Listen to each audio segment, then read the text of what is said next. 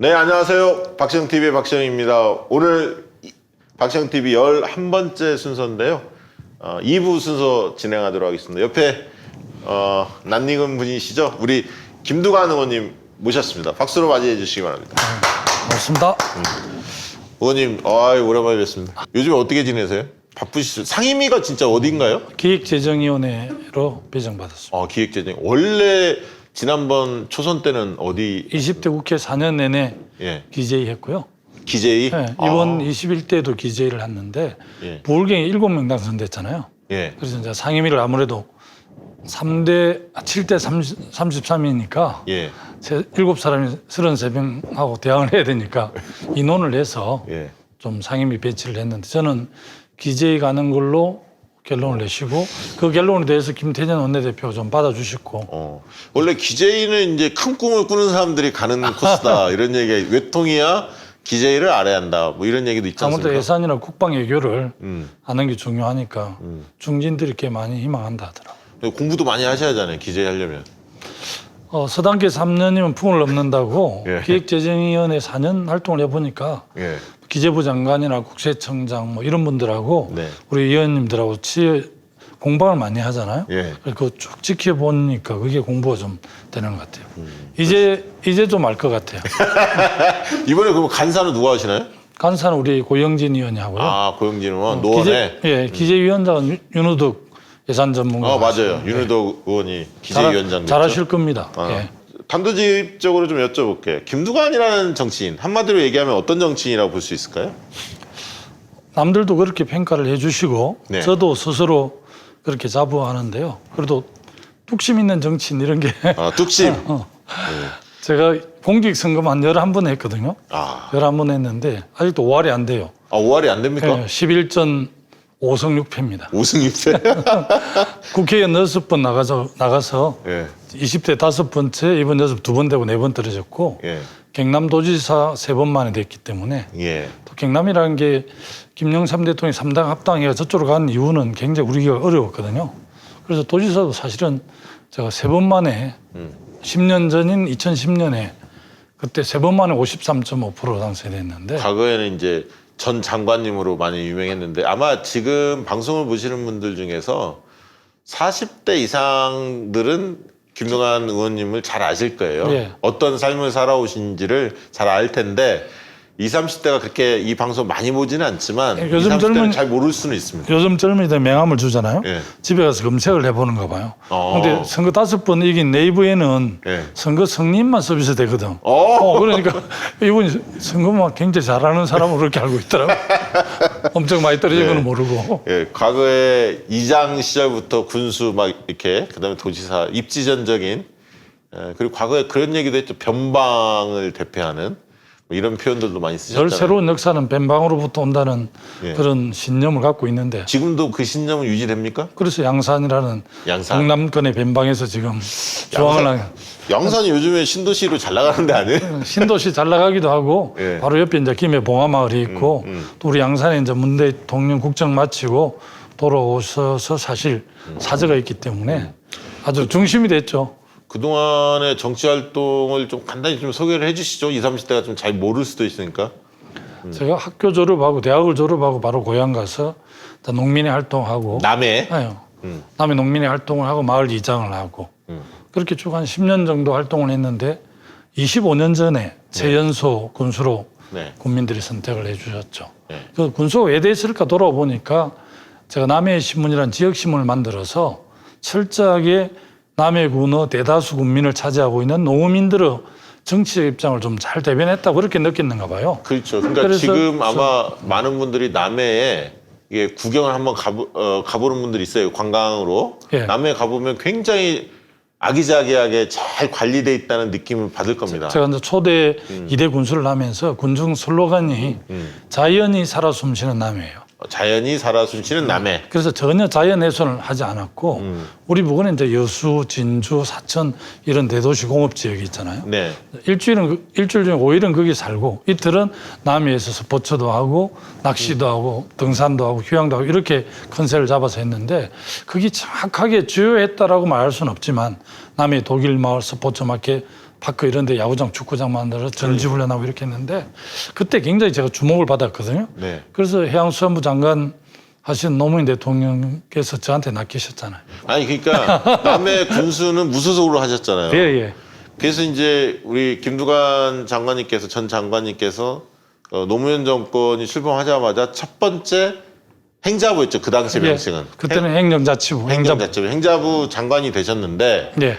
몇 개월 못하고 나가셨어요. 근데 전혀 진짜 그때는 아니 그런 정도의 사안 가지고 장관직을 던질 수 있나? 제가 이제 짧게 7개월을 했는데요. 예. 그 당시 그 한 청년 대학생들, 예. 저한테는 후배들이죠. 예. 한 청년 대학생들이 미군 스트라이크 부대가 군사훈련을 했는데 한 청년에서 이게 한반도 긴장을 고조하는 거라고 해서 이제 미군 훈련장을 점거 농성해가지고 네. 그 좀 문제를 제기해 놓으니까 그 미군 훈련장 대학생 난입을 막지 못했다고 이제 정치적으로 저한테 책을 물었는데 정작 미국 기준으로 보면 포천 경찰서장이나 경기 경찰청장 정도가 직위 해제될 정도의 사안인데 경찰의 본청장도 아니고 경찰을 정치적으로 지휘한다는 이유로 검찰총장을 법무장관이 정치로 지휘하잖아요. 아니 그러니까 야당이 공격을 한 거 아닙니까? 정치 예. 공세를 예. 장관 사퇴해라 이렇게 주장하니까 그 당시에는 이제 2002년 12월 대선에서 우리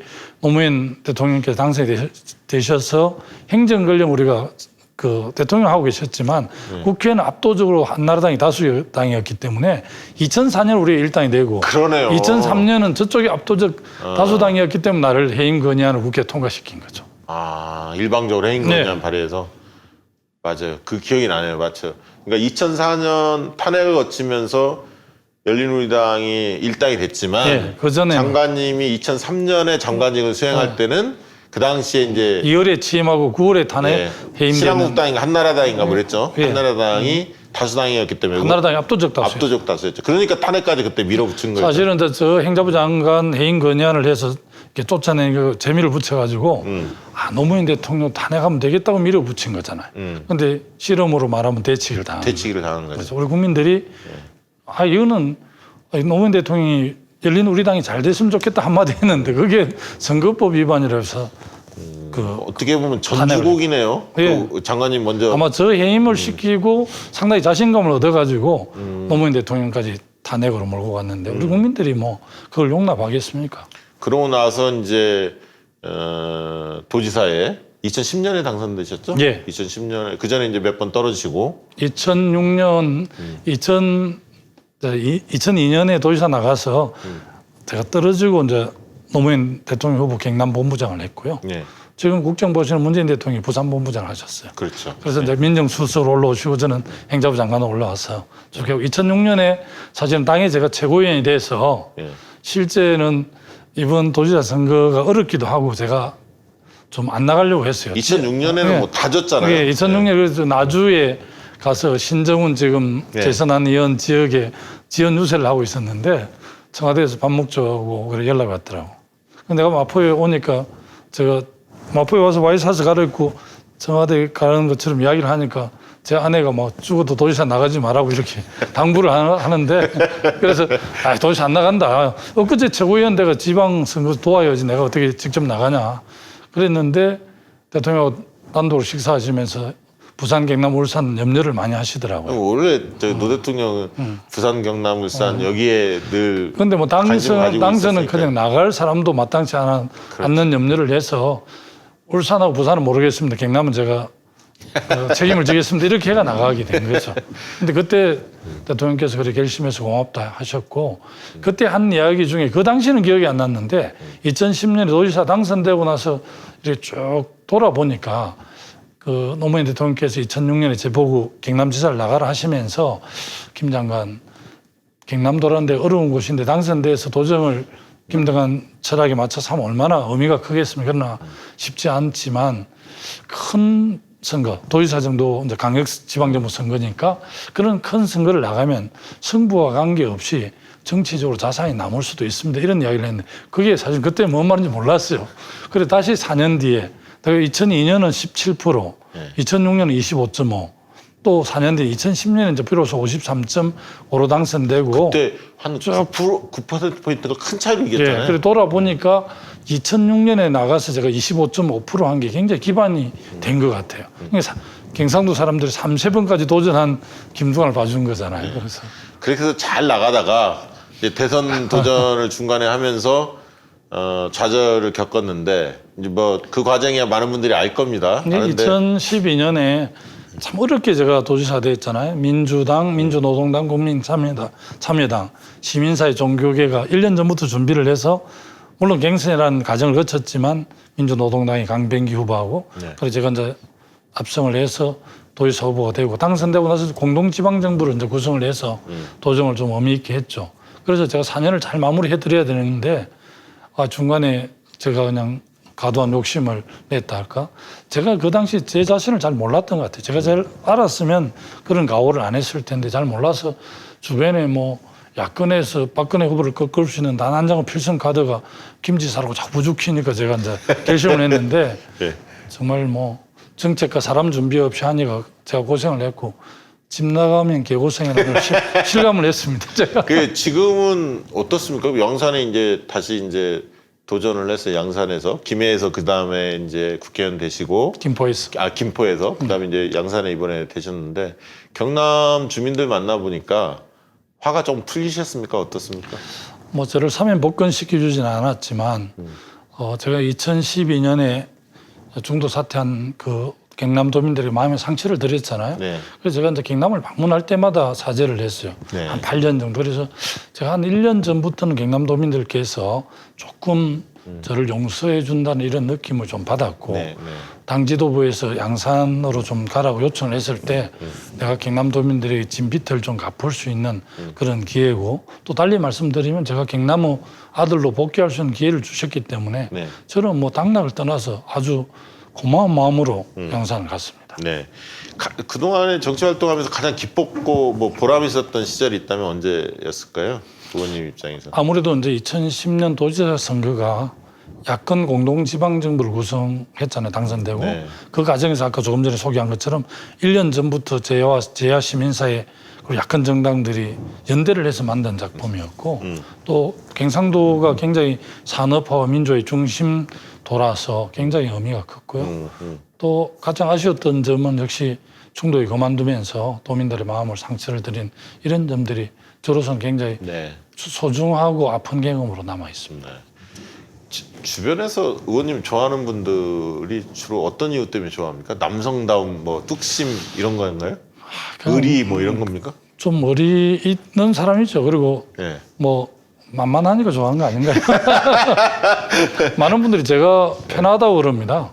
예. 선거에 그렇게 떨어지고 힘들었으면 상당히 얼굴도 험악하고 좀 마음도 많이 상처를 받아서 힘들 텐데 제가 아니 얼굴은 많은 분들이 대통령상이라고 얘기하시잖아요. 얼굴로 뽑는 거 없나요? 아니 뭐 저 양산에서 어려운데 제가 이번에 그 당선되는 데 있어서 부모님한테 제가 유산 하나 받은 건 없지만 그래도 뭐 좋은 몸을 주셔서 감사했습니다. 원래 그래도 옛날에 씨름도 하시고 그랬죠. 예, 유도도 하고 그렇게 유도도 하고. 원래 제 꿈이 예. 스포츠 해설가였습니다. 스포츠에서. 그런데 세상 일이 자기 마음먹은 대로 안 된다는 게 제가 고등학교 2학년 때 그 유명한 장학회전에 차석을 했잖아요. 차석 전에 차인태 아나운서가 저보고 물어봤어. 남의 종구 김두관 군은 장래 꿈이 뭐냐?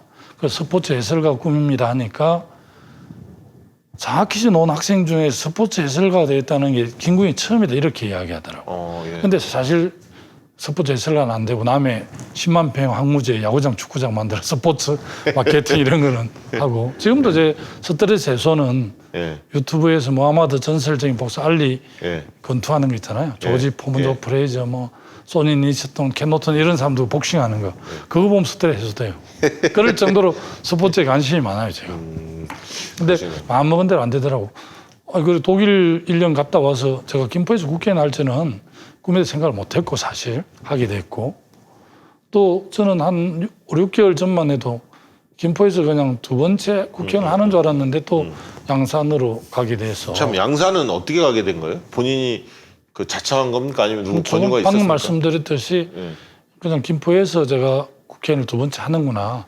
제가 김포가 이제 6년이 되고 2014년 보궐선거 떨어지고 2년 동안 아라뱃길도 안 넘어오고 지역구 관리를 해서 4년 전에 압승을 했고 그래서 4년 동안 자치분권 어제만 빼고는 김포 지역의 해난들만 챙겼거든요. 워낙 밀린 숙제가 많았어요. 그래서 김포 시민들의 거의 대다수가 그냥 당연히 김포에서 재선하는 걸 알고 있었고 또 도와주실 그런 마음을 갖고 계셨는데 작년 12월 달에 이해찬 대표께서 뭐 식사를 한번 하자 해서 나갈 때 느낌이 부울경으로 차출하려고 한다는 그 느낌이 좀 왔어요. 아니나 다를까 앉아서 저 부울경이 40석 중으로 10석인데 내년 그때는 이제 시점이 작년이었는데 내년 총선에서 10석 플러스 알파를 하는 게 참 좋은데 지금 그쪽에 전문가 전략팀들이 가서 보고한 바에 의하면 10석 플러스 알파는커녕 10석을 지켜내기가 쉽지 않다는 보고도 있다. 네, 네 맞습니다. 그리고 뭐 전체는 아니겠지만 일부 후보들이 김현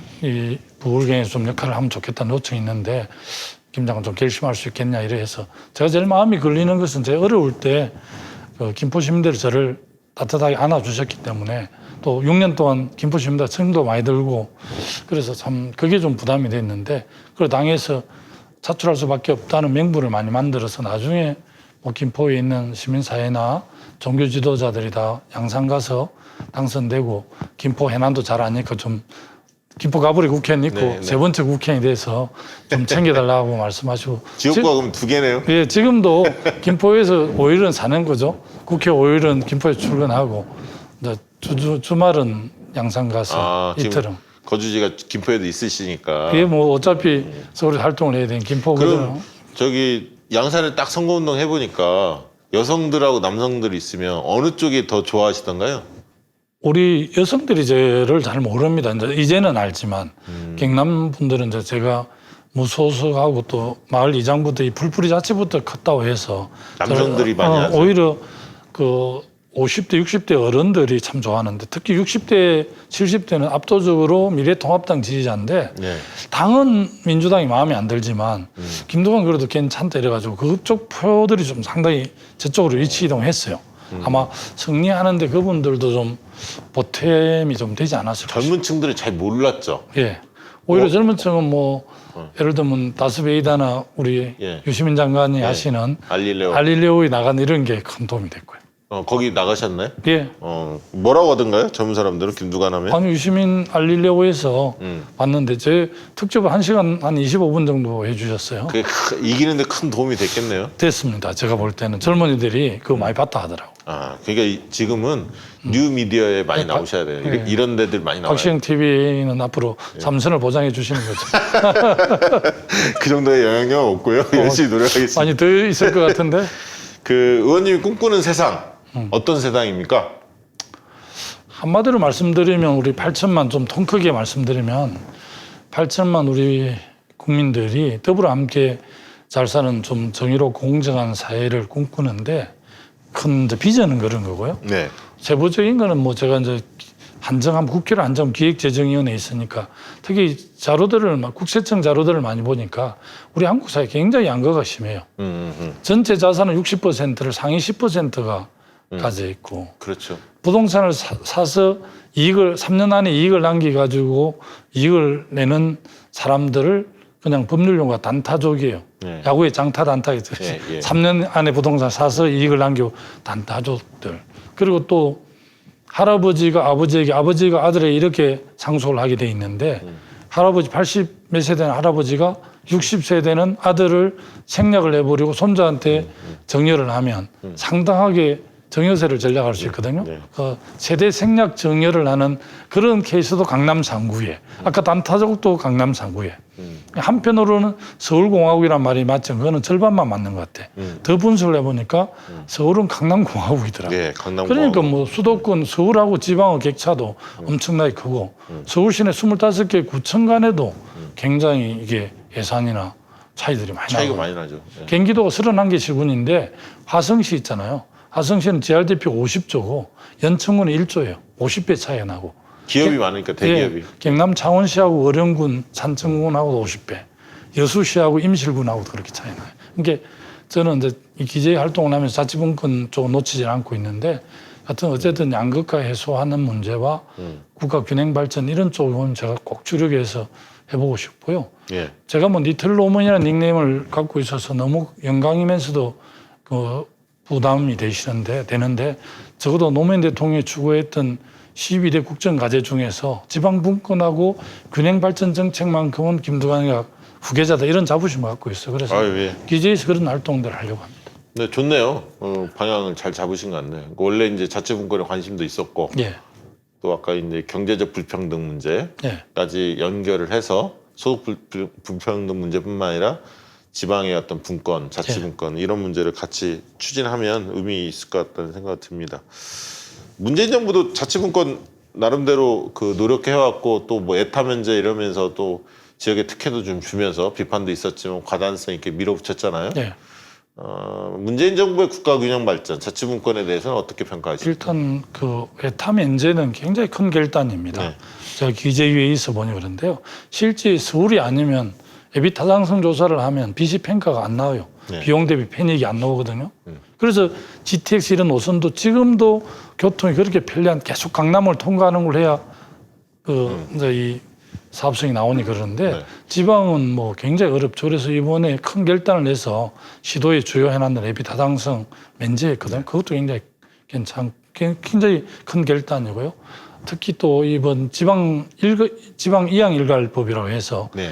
국가 사무, 중앙정부가 했던 국가 사무를 지방정부에 꽤 많이 이렇게 넘겼습니다.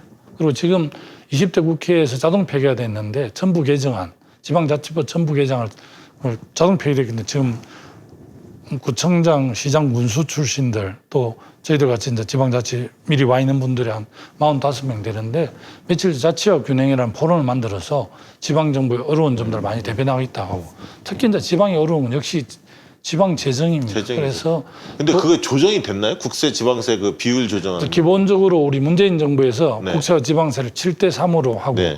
궁극적으로는 6대4까지를 하려고 하는데 아직까지 7대3까지는 안 가고 거의 근접해 가고 있거든요. 아, 근접에 가고 갔습니까? 있고 원래 지금 옛날에는 8대2였잖아요. 예, 8대2였죠. 그리고 근접해 가고 있고 작년에 제가 대표 발의를 해서 우리 부가가치세 총액 중에서 15%를 지방 소비세를 해서 지방 정부를 주고 있는데 제가 6% 올리는 법안을 내서 부가가치세 총 세금 중에서 21%를 지방 소비세라 해서 지방 정부에 주는데 그게 한 8조 몇천억을 더 줬거든요. 그래서 자치조직권, 자치입법권도 중요하지만 저희 자치재정권, 저희 재정분권이 굉장히 중요합니다. 그런데 그 1단계를 해서 지방에 배분해 보니까 약간 우리가 설계를 약간 좀 부족했어요.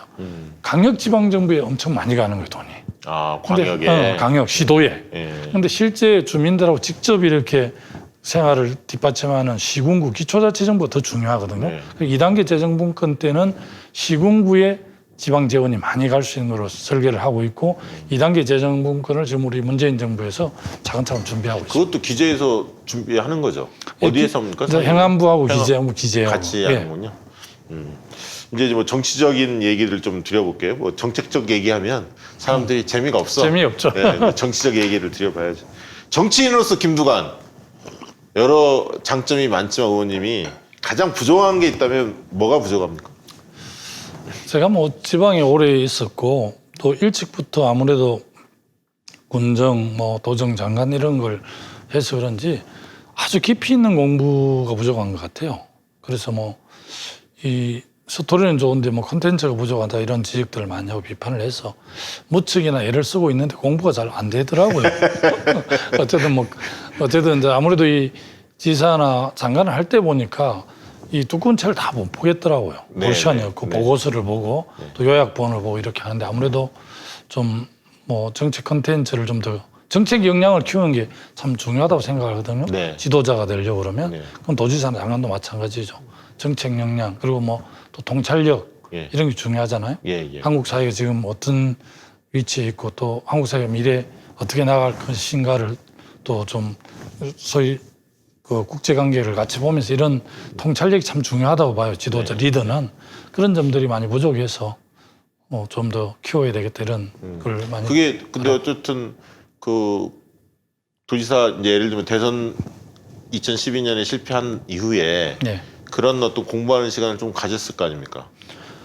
일단 12년에 저는 중도 사퇴를 하고 대선 경선을 했기 때문에 흔히 말로 백수건달이 됐잖아요. 예. 근데 그래서 제가 지방자치 활동 워낙 많이 하고 또 행자부 장관, 또 도지사, 기초 또 풀뿌리 자체 마을 이장까지 했기 때문에 그래도 한국의 지방자치학과나 행정학과, 정치학과 이런 데서 꽤 많이 초대해 줄 줄 알았는데 아무도 초대를 안 해줘요. 그런 차에 역시 그 독일이 좀 사람을 알아보더만 독일 정부에 저를 초청해가지고 독일인 마을 만들어서 거기서 데려온 거 아니야? 뭐 그런 건지는 모르겠는데 독일 대사님 자주 옵니다. 예. 미니 옥토브 페스티벌도 남이 하고 그러는데 독일 마을 제가 군수 때 만들었는데요. 어쨌든 독일 베를린 자유대 1년 동안 연수를 해서 유럽 사회를 보고 듣고 느낀 점은 저희 인생에서 가장 의미가 있는 것 같아요. 그리고 사실 국회의원을 해보면 보는 안목이 조금 또 다르잖아요. 네. 여러 가지 현안들을 정치적 현안들을 그렇죠. 다루기 때문에 상임위 문제만 보는 게 아니기 때문에. 네. 국회의원을 4년 하고 네. 덜 똑똑한 사람 정말 덜 떨어진 사람 같아. 얼마나 공부할 기회가 많은지요. 예. 아침에 본인만 좀 부지런하면 일찍 높이 나는 새 멀리 본다고 일찍 일어나고 부지런하기만 하면 아침에 각 의원실에서 주요 현안에 대한 조찬 모임 엄청 많이 해요. 거기 가면 도시락 밥도 주거든요. 그리고 공부되고 뭐. 예. 아니 자기하고 관련 없는 세미나에 그냥 참석한다 하면 환영하지. 그쵸. 당신은 뭐 멤버 아니고 오지 마라 이러지는 않기 때문에. 듣다 보면 좀 익숙해지잖아요. 그럼요. 그래서 자기만 부지런하면 엄청 공부할 기회가 많아요. 대한민국 최고의 전문가들도 국회의원 5명이 모여가지고 아침 먹으면서 좀 좋은 말씀 듣겠다 요청하면 거부하는 교수 전문가들 별로 없어요. 예. 가장 그런 점에서 가장 부러워하는 정치인이 있다면 누구예요?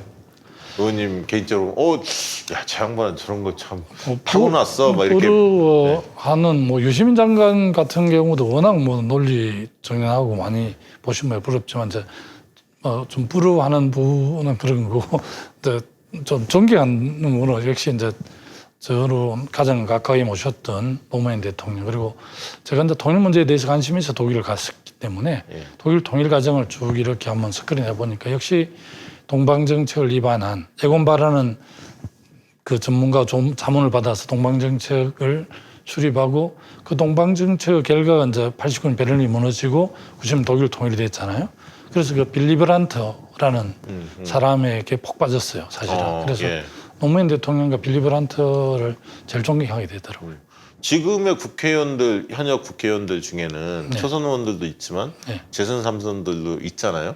쭉 보셨을 때 이 사람은 겪어보니까 상당히 배울 점이 있다. 뭐 여러 의원님들이 계시겠지만 한 명 꼽는다면 누가 있습니까?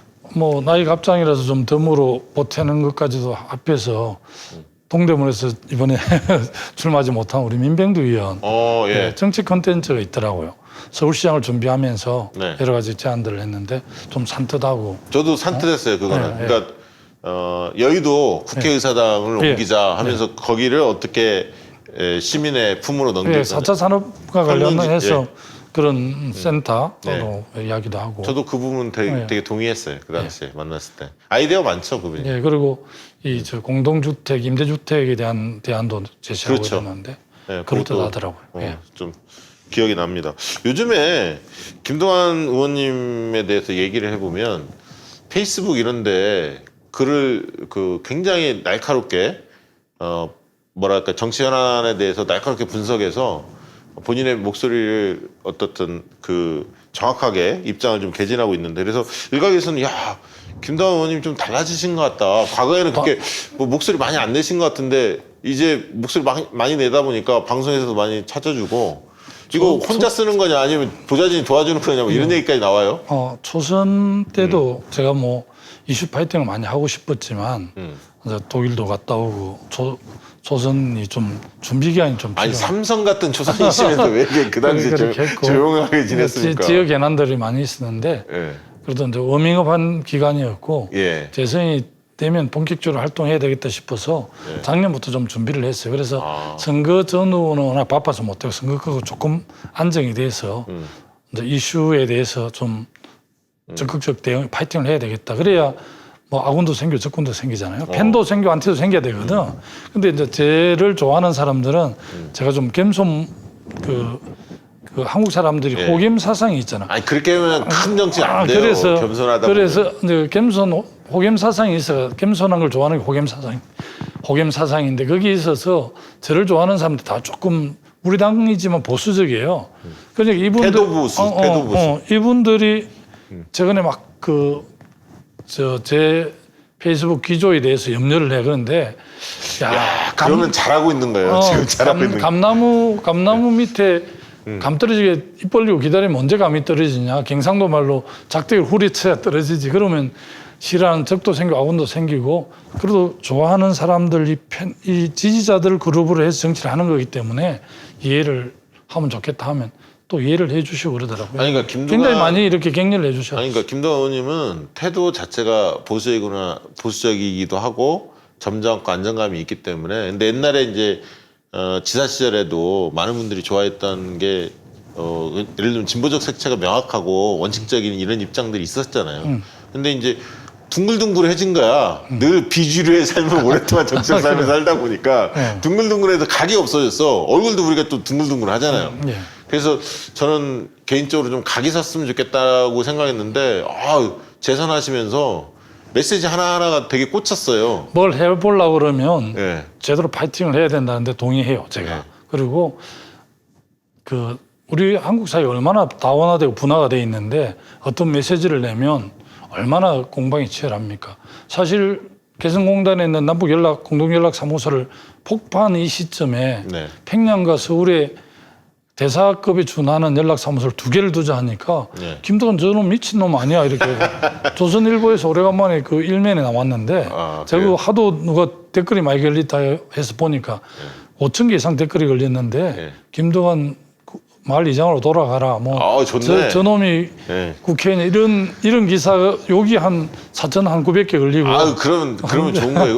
그러면 이쪽에서는 진보 쪽에 또 응원의 댓글이 네, 있으니까. 그럼. 그러니까 호불호가 조금 분명한 사람이 흐릿한 사람보다 성장 가능성은 확실히 큽니다. 네, 저도 그렇게 봅니다. 뭐 옛날부터 모르는 바는 아니었지만 제 성격이 원래 좀 그래서 그랬는데 지금은 약간 내가 복싱은 아웃복스인 무하마드 알리를 좋아하는데 네. 이 주요 이슈와 관련된 인파이트로 지금. 그러면 그게 인파이트 한다는 게 굉장히 각오를 해야 이게 가능한 거잖아요.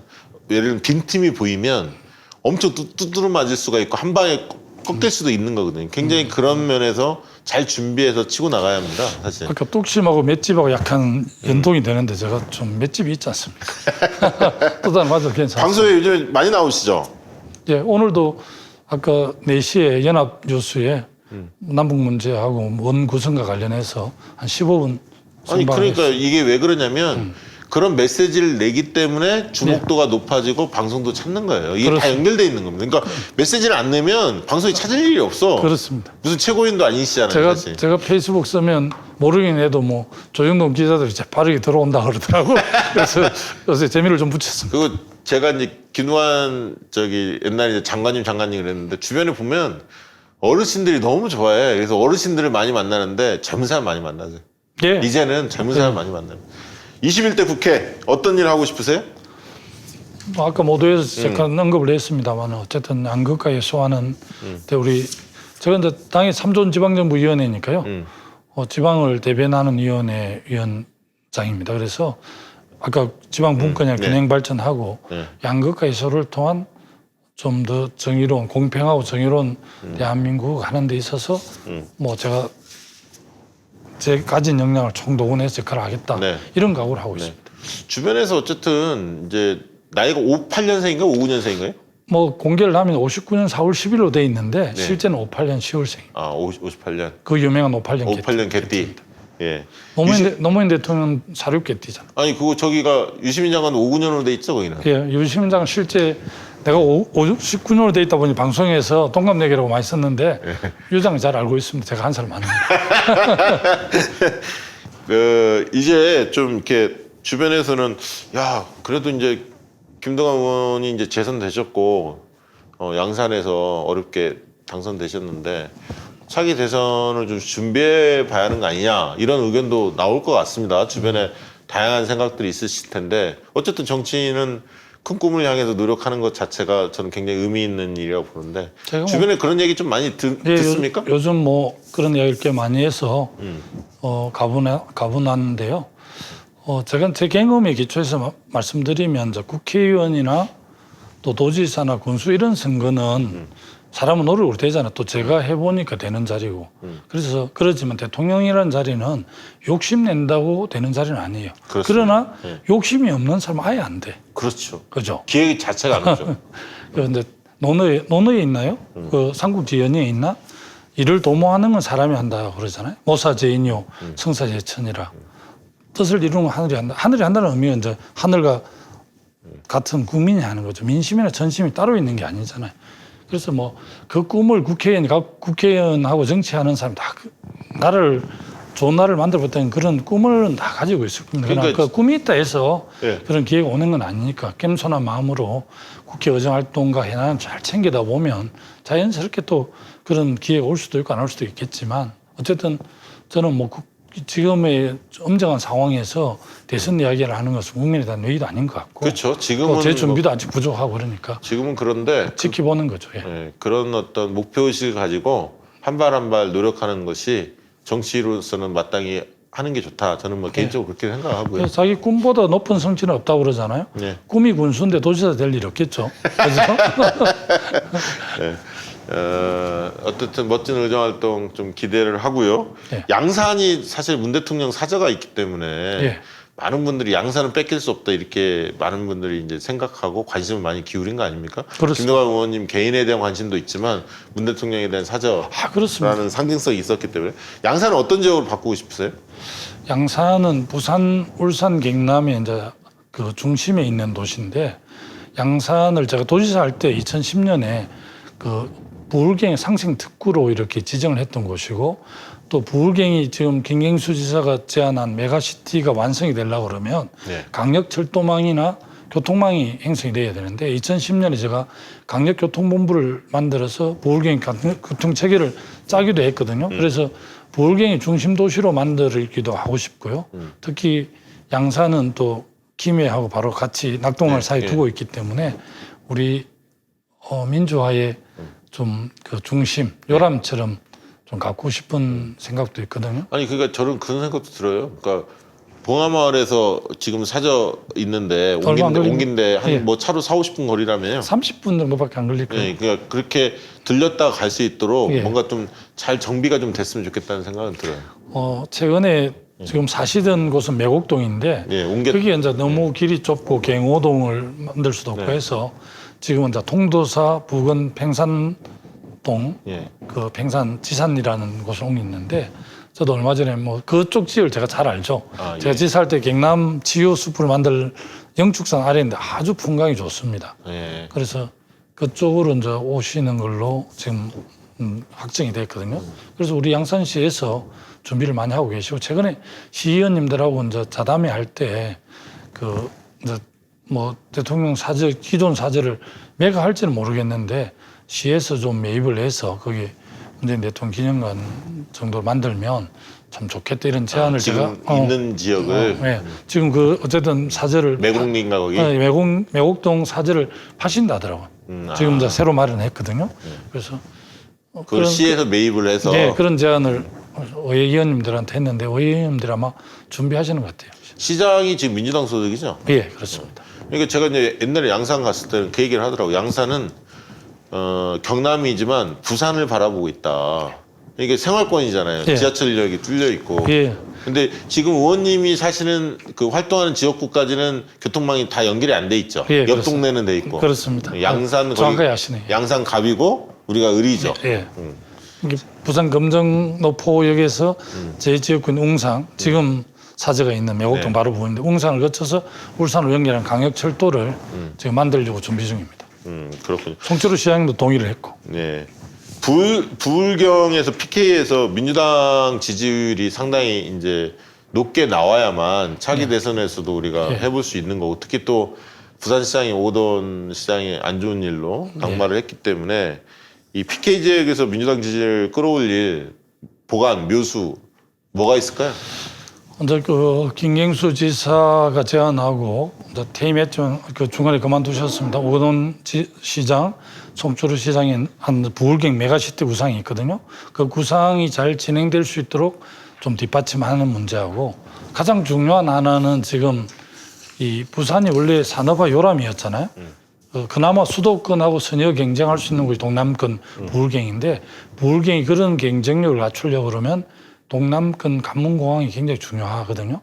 동남권 관문공항과 관련해서 지금 저 종리질 산하 검증위원회가 근데 그거 너무 오래됐잖아요. 곧 결과를 지금 발표하려고 해요. 아, 그래요? 그래서 정말 그 반드시 필요한데 검증위원회가 어떤 결론을 낼지 매우 지금 궁금하고 그래서 저도 뭐 저 총리님도 좀 뵙자고 요청. 지금 요구하시는 거는 가덕도 신공항 쪽으로 의견을 낸 거 아닙니까? 24시간은 이제 이 착륙이 가능해야 되고 항만하고 이렇게 서로 연결돼야 되고 그래서 동남권 관문공항이 수도권과 이렇게 투톱으로 이렇게 클 수 있는 곳이거든요. 그래서 저는 뭐 지금 총리님이 정세균 총리님께 결론을 내주셨으면 좋겠는데 총리실 결론을 안 내면 결국 대통령 결단으로 또 공이 넘어가야 되는데 아니, 그 저는 총리 권한이 있는 거니까 총리에서 네, 이낙연 전 총리님한테도 좀 그런 요청을 했고 그제 네, 네.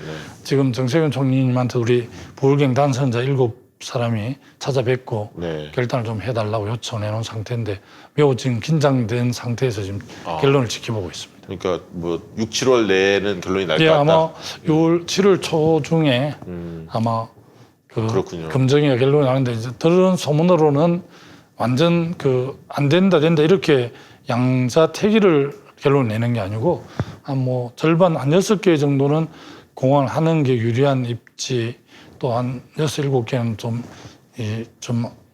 불리한 좀 역기능 이렇게 해서 같이 낸다는 소문도 좀 받아요. 확인을 못 했는데.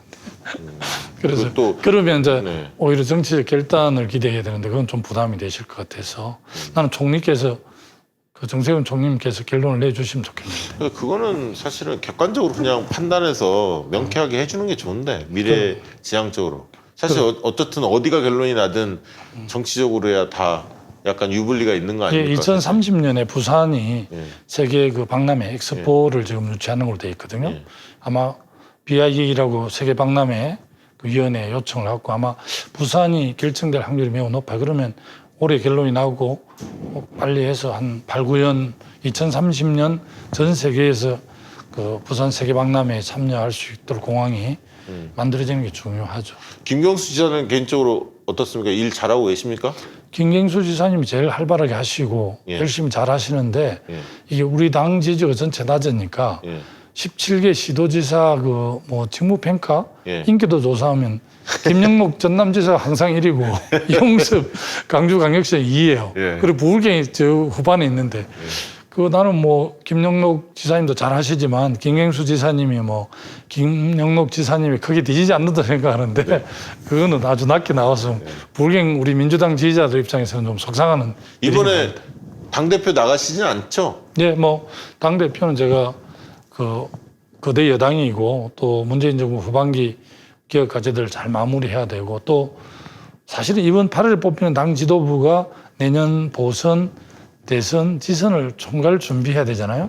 또 좋은 후보도 발굴해야 되고 정치 학습 교육도 해야 되고 그래서 좀 더 리더십 있고 영향 있는 분이 하면 좋겠다. 좋은 분이 있으면 나는 좋겠다. 이렇게 해서 8월 당대표 경선 출마 안 하는 걸로 정리를 했습니다. 이낙연, 김부겸 등등등 거론이 되던데요. 예. 두 분 다 워낙 인기도 많고 예. 국민적 지지도 많이 받는 분들인데 개인적으로 어떻게 보고 계십니까? 지난번에 저는 이제 이번 당대표 되신 분이 내년 우리는 이제 당권 대권 분리 규정 당헌 당규 때문에 내년 3월 9일에 그만둬야 되니까 6개월 한 15일 정도를 하잖아요. 그래서 그 점은 좀 바람직하지 않는 것 같다. 내년 이번 8월에 당대표 나가시는 분은 중도 사태 없이 좀 2년을 또 추미애 대표, 이해찬 대표님도 그런 전통을 잘 세워왔기 때문에 그리고 또 지난 선거, 총선, 지방선거 이번 총선 다 이겼잖아요. 네. 그래서 그런 제안을 했더만은 이낙연 이낙연 후보를 매우 비판했고 언론에 다 그런 제목을 뽑아서 그 얘기를 하니까 그래 곤란하더라니까요. 난 김부겸 장관 영남에 우리 당은 이제 서구 동제 현상이 있잖아요. 그래서 내일 모레 해돋이 모임도 합니다만 강원도 세 사람 부울경 10명이 내일 모레 인사동에서 모여서 같이 해도 모임 하거든요. 아니 제가 볼 때는 이강재 지사하고 네. 제가 주도해가 하고 고문으로 이제 김영춘 장은 김부기장을 모셨는데 네. 어쨌든 그래서 이제 이 영남 역할론이 중요하죠. 그래서 김부겸 장관도 어쨌든 역할을 좀 해야 되고 해서 뭐 결심을 했더라고요. 그런데 어쨌든 우리 그 당원들이 굉장히 현명한 판단을 할 겁니다. 높은 수준의 의식을 갖고. 보시기에는 그러니까 이렇게 물어볼게요. 보시기에는 이낙연, 김부겸 만약 1대1로 딱 붙으면 꽤 접전이 이루어질 거라고 생각하십니까? 아니면 그래도 체급 차이가 상당히 있다 이렇게 느껴지세요? 그래서 체급 차이는 있는 건 확실한데 예. 그래도 또 모르죠. 개인적으로 제가 볼 때는 김부겸 장관 쪽에서 러브콜을 많이 했을 것 같은데 의원님한테 도와달라고. 뭐 각각 저 이낙연 총리님, 우리 국난극복위원장 코로나19 예. 뵙고 또 김부겸 장도 개인적으로는 뵀습니다. 뭐 두 분이 이렇게 선의의 경쟁할 수밖에 없는 구조 같아요 지금쯤에. 예. 아마 이 남북 문제 때문에 출마 선언을 미루고 있는데 예. 아마 뭐 남북 문제가 조금 진정되면 아니 이번 주말이나 뭐, 다음 주 정도는 해야 할 겁니다. 다음 예. 주 정도는 다 예. 출마 선언을 하시게 될 것 같고 네. 저 홍영표 대표나 우현식 전 대표 두 분이 예. 모르겠어요 어떻게 하실지. 어떻게 하실지. 예. 근데 뭐 지금 마음속으로 누구를 두고는 있으나 뭐 예, 개인적으로 마음에 두고 있는 분도 있습니다. 있죠. 그런데 제가 네. 뭐 눈빛만 봐도 알 것 같아요. 말씀드리기는 좀 말씀드리기는 좀 더 이상은 그래요. 네. 김종인 비대위원장은 어떻게 생각하세요? 뭐 다른 걸 떠나서 이제 그 헌법 119조 2항 경제민주화 조항을 뭐 넣은 그런 공헌 경제 정책에 어쨌든 일가견이 있는 부분에 대해서는 뭐 우리가 인정해야죠. 그리고 이분은 뭐 이념이 없다 해야 되나? 당은 뭐 초월해서 하는 그런 점들은 좀 의미 있게 보고 있고요. 본인만 있는 것 같아. 본인한테 유리할 그래서 때만. 과연 뭐 미래통합당을 그렇게 바꿀 수 있을까에 대한 좀 의문은 듭니다. 본인은 뭐 많이 힘을 쓰고 계시지만. 홍준표 전 대표에 대해서 어떻게 생각하십니까? 홍준표 전 대표는 이제 제 후임 도지사를 했는데 도정 기조를 확 바꾸는 바람에 제 도정이 다 손절매가 됐잖아요. 네. 그런 점에 대해서 좀 아쉬움도 있지만 또 2017년 그 박근혜 대통령 탄핵 이후에 그도 거의 뭐 쓰러져가는 당 후보로 나와서 2등을 했더라고요. 네. 그런 저력 때문에 이번에 무소속으로 그래도 수성을 해서 된 게 아닌가 싶어요. 제가 개인적으로 이렇게 한번 여쭤볼게요. 홍준표 전 대표가 통합당의 대선 후보 2022년에 되는 걸 좀 바라고 있지 않으세요? 저는 뭐 기대하고 있죠. 이게 왜 그러냐면 홍준표 전 대표가 통합당에 되면 이 각이 쓰거든 김두관. 그러니까 약간 바라실 것 같아. 저는 정말 양산에서 예. 한번 경쟁해보고 싶었어요. 그러네요. 도정 기조가 너무 달랐기 때문에 그 진주 어려운 문제도 배제를 했고 또 친환경 무상급식도 중도해버렸고 뭐 각 그 여성단체 기금 이런 것도 다 모아서 부채 제로를 만든다고 했거든요. 그래서 굉장히 자기 도정에 공헌을 내세웠지만 나는 그게 부채 제로라고 볼 수 있지만 다른 각도에서 보면 경상남도의 투자 제로거든. 18개 시군에 줘야 될 보조금도 안 주고 다 빚을 갚아버렸으니까 시군은 얼마나 어렵습니까? 그런 점에 대해서 본인은 경상남도 부채 제로로서 굉장히 도정에 업적으로 내세우는데 제가 볼 때는 투자 제로고 시군에 대해서 굉장히 어렵게 했기 때문에 그런 점도 양산에서 치열하게 한번 해보고 싶었거든요. 아니, 그러니까 승부를 떠나서. 홍준표 전 대표하고는 TV나 네. 뭐 어떤 데서 1대1 토론 같은 거 한 번도 한 번도 안 해봤어요? 해봤죠. 한 번도 안 예, 해봤구나. 토론은 워낙 잘하시는 분이라서 그러지만 그분은 뭐 기교가 뛰어나고 나는 진정성으로 자, 홍준표 전 대표님께 한번 초대해서. 정중하게 말씀드리겠습니다. 김동완 의원께서 한번 토론을 해보고 싶어 하십니다. 무제한 토론도 좋고. 저희 그 박시영 TV에서 중립적으로 잘 할 테니까 마음에 있으시면 언제든지 말씀 주시면 김동완 의원님 일정 맞춰 한번 빅매치를 한번 만들어 보겠습니다. 저도 바라는 바입니다. 우리 문재인 대통령에 대해서 하고 싶은 말이 있으면 어떤 말이 있을까요? 나는 뭐 이번에 우리 당 177명 중에 문재인 대통령 덕 안 본 사람 손들어 보라 하면 없을 것 같아요. 그렇죠. 네. 그리고 저는 또 문재인 대통령이 돌아오실 양산에 지역구를 둔 국회의원이라서 제가 재선할 수 있도록 직접 뭐 격려를 해주시거나 뭐 촌지를 주시는 않으셨지만 정말 감사하게 생각합니다. 그리고 문재인 대통령이 어쨌든 사실 판문점선언 9.19 군사합의를 통해 한반도 평화와 번영을 정말 야심차게 지금 추진했는데 미국의 여러 가지 사정들 때문에 지금 좀 주춤주춤하고 또 그 이후에 여러 가지 과정들에 대한 오해에서부터 해서 지금 북한이 상당히 이렇게 세게 나오는 것 때문에 대통령께서 노심초사하실 텐데요. 저는 뭐 한미동맹 정말 중요하지만 또 민족 문제에 대해서도 굉장히 민족 문제가 막 우선해야 된다 앞뒤라고 생각하지는 않지만 한미동맹만큼 무게감 있는 게 민족 문제로 생각하는데 그런 문제를 좀 잘 또 풀어주셨으면 좋겠다. 그리고 또 뭐 외교안보 라인에서 그 볼턴의 해고록에 보니까 그 우리 정의용 대사의 창작품이다 이야기를 했는데 네. 뭐 그건 뭐 좀 다르다고 했습니다. 어쨌든 그런 걸 보더라도 한반도 그 평화 프로세스를 잘 진행하고 있어서 잘 우리 국회에 뒷받침을 못하니까 너무 송구스럽죠. 윤석열 총장에 대해서 어떻게 생각하세요? 제가 세세하게는 모르지만 최근에 그 우리 한명수 저 총리건에 대해서 서울중앙지검의 인권 담당관에게 네. 배당한 것은 네. 매우 적절하지 못하고 올바른 처신이 아니라고 생각을 합니다. 그리고 이 통제되지 않는 권력을 갖고 있는 검찰인데 그래서 검찰공화국이라 하잖아요. 네. 그러나 민주주의 기본 원리가 다 문민 통제를 받아야 합니다. 뭐 추미애 장관이 이렇게 그 대통령을 대신해서 법무부를 지휘하고 있고 또 소위 문민 통제를 하라고 권한을 맡긴 기 때문에 네. 법무부 장관의 검찰 지휘권은 적절하게 행사했다고 생각하고요. 처음에 뭐 약간 대립하는 기조로 보이더만 어제 이렇게 잘 약간 절충하는 형태로 받아들이는데 네, 그거는 후퇴했죠. 추미애 대표 법무부 장관의 명령이라서 아니라 국민의 명령이기 때문에 그건 가장 무겁게 받아들여야 한다고 생각을 합니다. 평소 그 의원들하고 술 자주 하십니까? 예, 가끔 하죠. 누구랑 제일 많이 하세요? 착한 사람들이라고요. 자칭 착한 사람들 모임이 있어요. 두 명만 대보세요. 착한지 안 하는지 제가 알 수 거기 있어요. 뭐 서삼석 의원도 있고 그거 착해. 일단 수산서. 안산에 김철민 의원도 있고 아 김철민 의원. 그렇군요. 울산에 이상은 의원도 있고 그렇군요. 그런데 아주 이분들이 그 신동근 의원도 있는데요.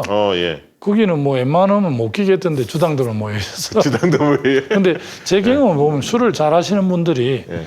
좀 주사가 있어 그렇지 착하더라고요. 술 잘 먹는 사람들이 사기꾼이 좀 없어요.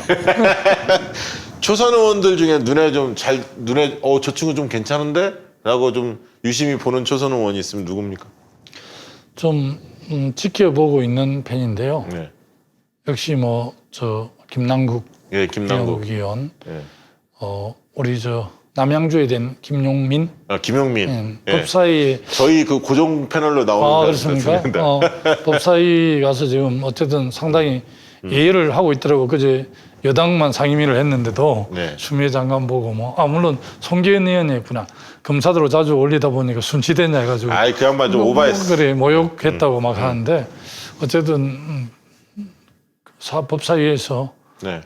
공수처 설치, 검경 수사권 조정 이런 거 관련해서 김남국 의원, 김용민 의원 기대하고 지켜보고 있습니다. 예, 저도 기대합니다. 우리 댓글로 의견 주신 거 몇 가지 소개해드리고 이제 답변 듣고 마무리해야 할 것 같은데요. 김두관 의원님 내년 부산시장 선거는 어떻게 전망하시나요? 노원균님이 주셨습니다. 부산 선거 어떨 것 같습니까? 지난번에 오거돈 시장이 이제 중도에 그만두고 난 이후에 많은 언론에서 부산시장 후보를 내년에 더불어민주당이 내는 게 맞냐 안 내는 게 맞냐 이런 논란들이 있을 때 저는 단호하게 오거돈 시장의 개인적인 이탈로 정리가 됐지만 공당이 유권자들의 그 권리를 막는 건 옳지 않다.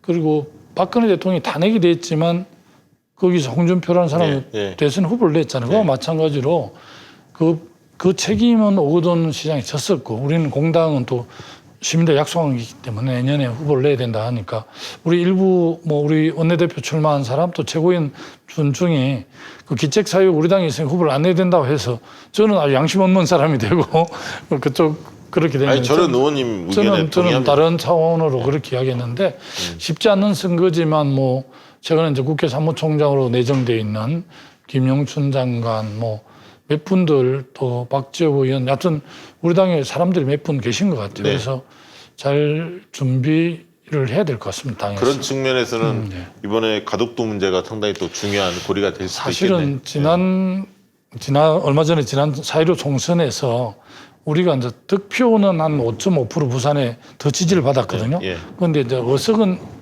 6석에서 반토막이나 3석만 얻었는데 그때 이제 동남권 관문공항을 우리가 좀 밀고 나가면 너무 시민들이 또 양분대에서 갈등을 조장하는 것처럼 됐다는 이유로 우리가 전면에 내걸지 않았는데 동남권 관문공항을 전면에 내걸었었어야 돼. 지금 와서 이렇게 돌아보니까. 근데 내년 역시 아마 부산 시장 선거 최대의 SOC와 관련해서는 동남권 관문공항이지 않을까 싶어요. 그래서 우리 정부에서 지금 결론을 꼭 잘 냈으면 하는 바람이 있습니다. 지난번에 최지은 후보가 해당되는 지역이 거기거든요. 예, 맞습니다. 예, 그래서 이제 그 문제에 관련해서 신뢰라는 부분을 표현을 했어요. 정부에 약속했는데 문재인 정부가 공약을 했는데 그 부분이 임기 내에서 그때까지는 총선 때까지 결론이 안 나니까 자기가 뭔 얘기를 하기가 참 그렇더라라는 이야기를 하더라고요. 그 점은 아쉬움이 많습니다. 네, 그렇습니다. 그다음에 대선 출마하실 건가요? 유동훈 님이 물었는데 이거는 뭐 아까 답변을 했으니까 답변을 그걸로 대신하겠습니다. 가름하는 걸로 하고요. 그다음에 UAO S 님이 그 질문했는데 양산에서 가장 시급하게 해결해야 할 현안이 뭐라고 보시나요? 이렇게 물었네요. 제 지역구와 관련해서는 부산, 웅산, 울산을 연결하는 강역철도가 가장 우선이고요.